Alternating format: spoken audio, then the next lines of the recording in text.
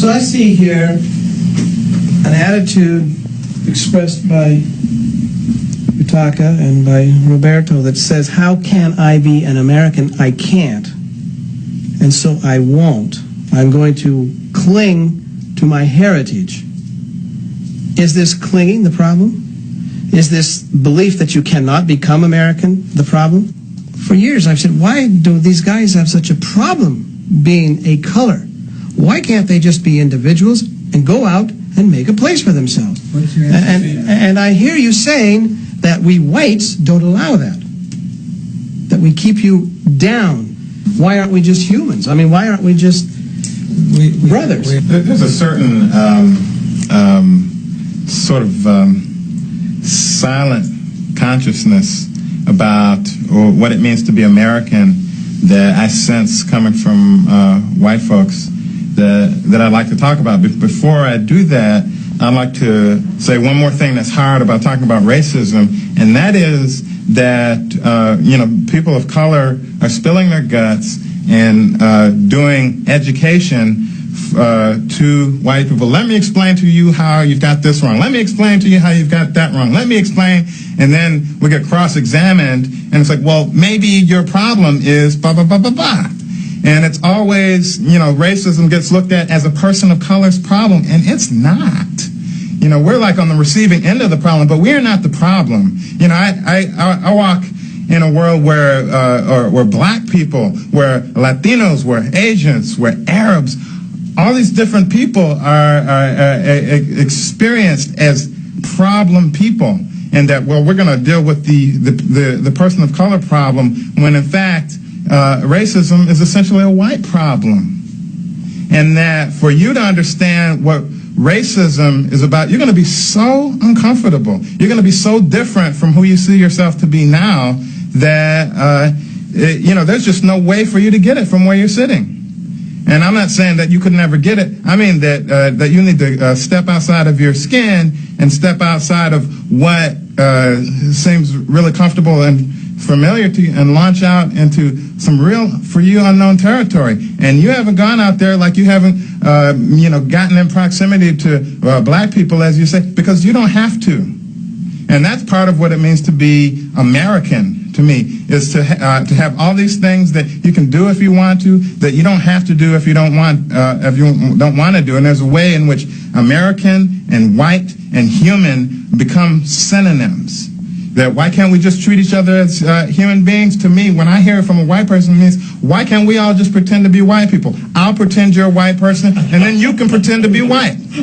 Why don't you eat what I eat? Why don't you drink what I drink? Why don't you think like I think? Why don't you feel like I feel? God damn it, I'm so sick and goddamn tired of hearing about that. I'm sick of that. That's what it means to be human being to me. That's what it means to be white. That's what it means to be American. Why don't you come the hell over here? That's what I hear every goddamn day. And you know that I can't come over there. You know that this skin, and that this hair, and that this way to that talk, and that I think and I feel will never, ever get included, because I'm unpalatable to this goddamn nation. I'm unpalatable. You cannot swallow me. You cannot taste me. You cannot feel me, because you don't want to. You think that you can survive without me, but you can't, man. You think that, hey, it'll all be fine when we just treat each other like human beings. And what that says to me is, don't be yourself. Be like me. Keep me comfortable. Connect where I'm ready to connect. Come out to my place. Or maybe I'll come down and get some artifacts from your place. That is bullshit.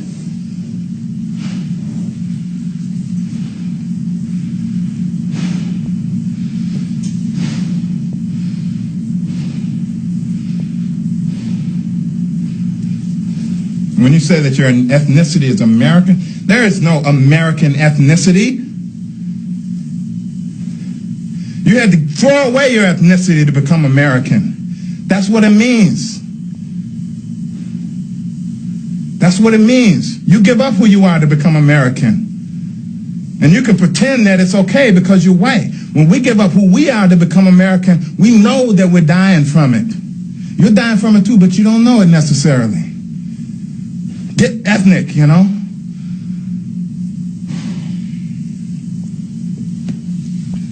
You know, I'm not going to trust you until you're as willing to be changed and affected by my experience and transformed by my experience as I am every day by yours. I attended a school for the first time that was predominantly white, and I had white teachers. And I walked into the classroom, and there were 3 reading groups in my 5th grade classroom, and I was promptly put into the lowest reading group. And I gathered very quickly that that was because I'm of African and American descent. Then they put me into the intermediate reading group, and then they put me into the highest reading group. And, you know, I just boiled and churned through the whole process because my reading level was higher than anything they had in the classroom. I'm always dealing with you. I'm always dealing with you. You don't deal with him. You don't deal with me. Maybe you had an opportunity to deal with some Latino people. But we always deal with you, baby. Always. Every day. And the ride up here, it's like, oh, man, where are we now? Oh, God. I hate being out of the city because I know who's out here. You all. Or at least I know who's in charge. Even if there's other people out here, I know who's in charge.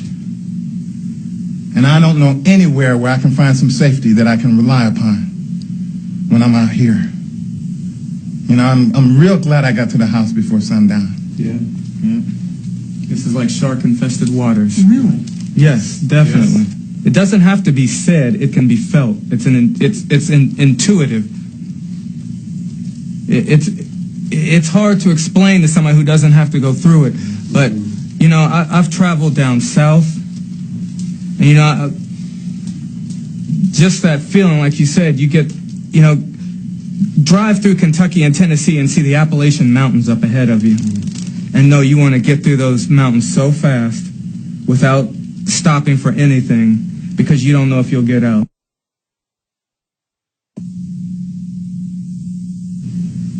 What I see from white people generally is they don't talk about themselves as white people. They talk about themselves as human beings, as if it means the same thing. Now, what I want to know is what it means to be white. Not what it means to be a human being, because we already know that you're a human being, and we can already relate to the universal human experience. What is the white experience? When I look at you manifesting your white experience, I also see you not naming it. I see you wanting to blur the distinctions between just being a person and also most particularly being a white person and what that means. And I think that part of what it means to be white is it means never having to say you're sorry, but it also means never having to admit that to be white means something different than to be a person of color. And that there is an experience that you have that is very different from what the experience of people of color is.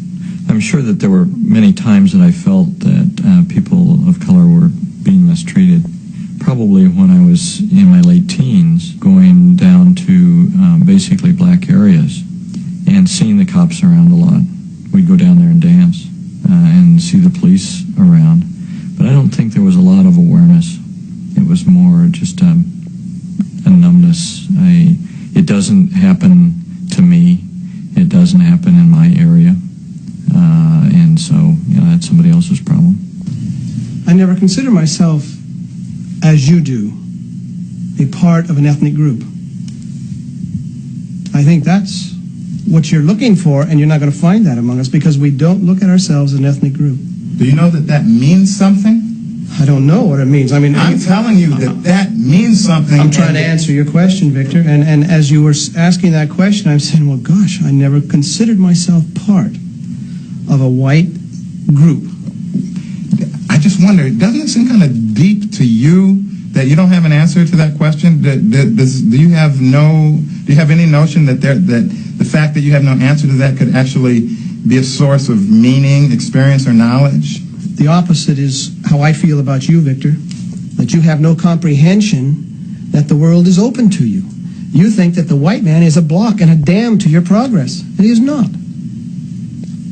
I think you put up that dam and that block yourself in your regard to the white man. See, I think that's one of the major problems with racism.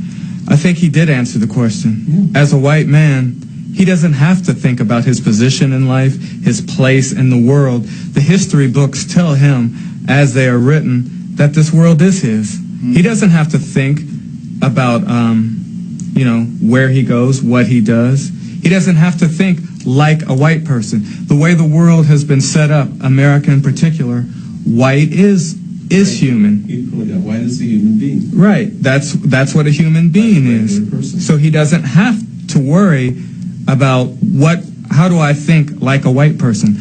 That does I don't know, but I would assume that doesn't enter a white person's mind because they don't have to deal with that from day one. They step into a world that is theirs. Yeah. It's a good question. It's an excellent question. I need to respond to your saying that that I create my own racial predicament by my thinking, my attitudes. You block your progress I block my own progress. by allowing your attitude toward the white man to limit you. I think the police limit me. I think that white supremacy has placed limitations on where I can go and what I can do, but I don't think that I cause my own predicament under white supremacy. And by white supremacy, I don't mean neo-Nazis, and I don't mean Klan, because I'm terrified of those people on an interpersonal basis. Institutionally, not terribly much, because most of the lethal, toxic, deadly racism that African American people experience and that other people of color experience in this country does not come from them. It comes from moral, fair-minded people who believe that they are lovers of justice, churchgoers, people who experience themselves as decent and actually very nice folk. And it is there that I find my fear.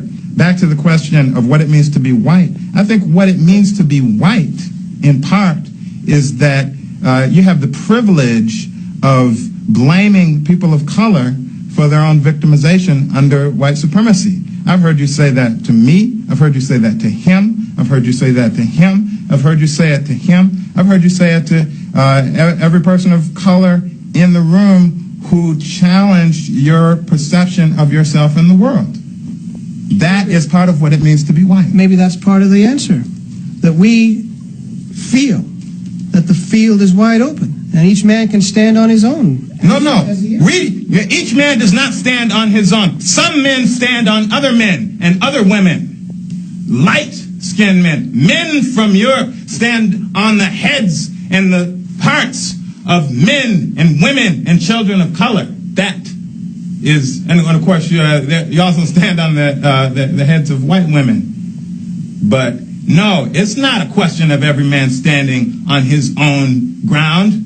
All of the ground, damn near, of this planet has been taken from almost all of the people of color on this planet. Australia was a black continent. Africa was a black continent. And if the people themselves were not taken from Africa, then everything of value was taken from Africa to the extent that that was possible. North America was a red continent. South America was a red continent. You are not standing on your own ground. You're standing on red ground. And that's what it means to be white. To say that you're standing on your own ground and standing on somebody else's. And then mystify the whole process so it seems like you're not doing that.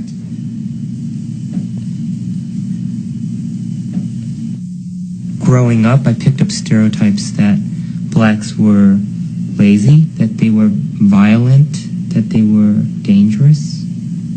I mean, there is a tape in the back of my head that plays back all the time. But there's another tape that I've developed and also that says, this isn't true. When I see Asian people being praised for intelligence and black people invalidated for being stupid, I feel bitter about it. Because I know I'm very smart. I've always been very smart. And, and it hurts me to see that acknowledgement given up to other people when it's taken away from me. And all the people in my community, with very few exceptions, where I grew up, worked very, very hard. My mother worked hard. My My grandmother worked hard. My aunts and uncles worked hard. They worked themselves to death. And they pulled on their bootstraps, and those suckers just tore off, and they didn't get no place. You leave home every day. Your parents instill at you that you're a good person. You know, you're a moral person. Yet when you go out into the world, you know, just because of the color of your skin, people avoid you. They look at you as if you're a potential killer. They don't think you're as smart as they are. You watch the news. Who do you see being taken away in handcuffs all the time? It's somebody that looks like you, somebody that could be you. You're always under suspicion, so at times you do wonder if it is you.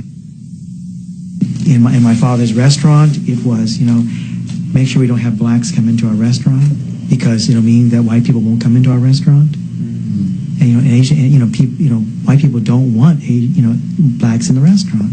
But all that time, the whites were really encouraging that without knowing it. And that's why when I hear about the black and the Asian community, I feel so sad about that because I think that there's a way to which we've been really used to put down black people. You know, especially the LA riots, you know, the poor little Korean grocer. If only the blacks could work as hard as us with such great family values, you know, look what they get. Then the black people beat them up, burn down their stores. You know, and fact of it was, we were both being exploited. We've been both taught to be really scared of each other. I have allowed myself to feel in my soul, in my heart, what other men are experiencing, and that has caused me to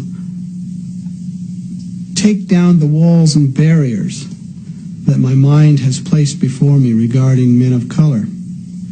And I have found that they are good men and that I can love them.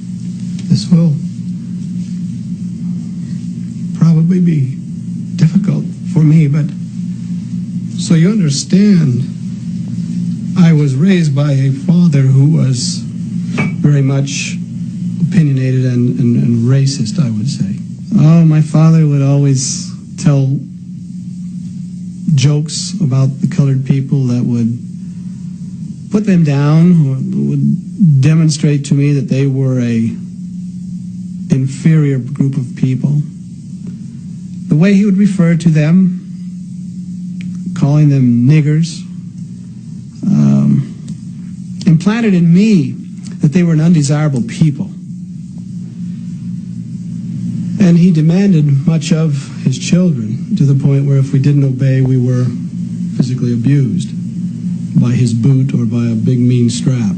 I learned to anticipate what he wanted so that I could do it without ever incurring his abuse. And in doing so, I learned to protect myself from outside harm or any emotions that would cause me anguish or disturb me. And I carried all of this into a pattern of working to avoid dealing with reality, I guess I would say. And all my life, that's where I've been. I work hard, I work long hours, and I keep myself content in my work, and I'm away from the pain and the strife of the real world. And I know when you tell me your experiences, I tend to minimize them so that I don't have to deal with them. But it's not that I don't want to, and it's not that I don't feel your anguish and pain as people of color. And I'm deeply hurt that you would consider my race as the oppressor, because certainly I have never thought myself that way. And that disturbs me to know that you consider me and my color that way. Please accept whatever I can do or say to you to lay to you the feeling that some of us white men really are not aware that we are such a problem to you. And when we say to you, well, just can't you be like us, we don't really understand the differences between you and us. I'm really sorry that what has happened to you as a child being abused happened to you, that should never, you didn't deserve that. You didn't deserve any of that. And I appreciate you sharing with me how you survived that and how that survival is with you today, and how hearing us and hearing my story, how your survival, how that affects how you hear me and what you hear and what you do with it. That's really important for me to know how you've survived.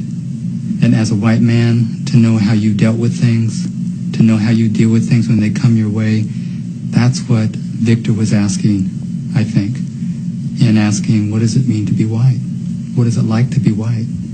And I appreciate you for exploring that and for getting in touch with what it means to be white. And I appreciate your survival. I'm glad you made it.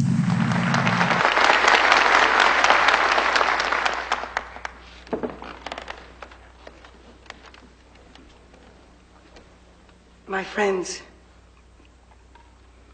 there is one aspect of slavery so foul, so utterly depraved that even we on this platform have been loath to raise its specter. I must admit to you my shame to stand before you with rising indignation. A decent Christian woman addressing an audience of her own kind, forced to address publicly a sin so vile, so vicious and degenerate. The South's hateful system depends on the perpetuation of its free labor force. So where, ladies and gentlemen, do these new slaves come from? When the aged and infirmed are worked to death, or beaten to death? Why, they come from slavery itself. For the true crop of a southern plantation is a human crop.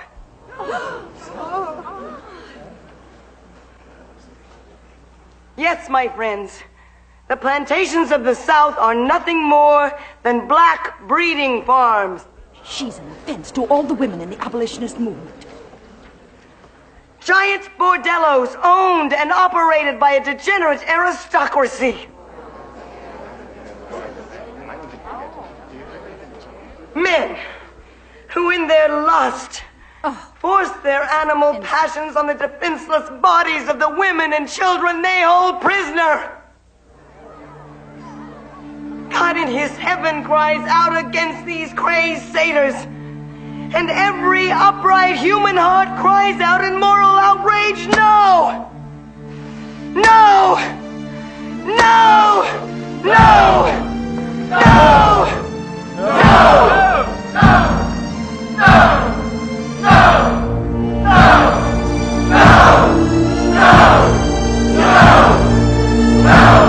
Ori, you know she doesn't speak for all of us. No, not for you. Everyone else here she does.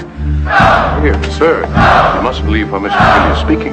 I am afraid, sir, I have a train to catch to South Carolina. I have some blacks to breed.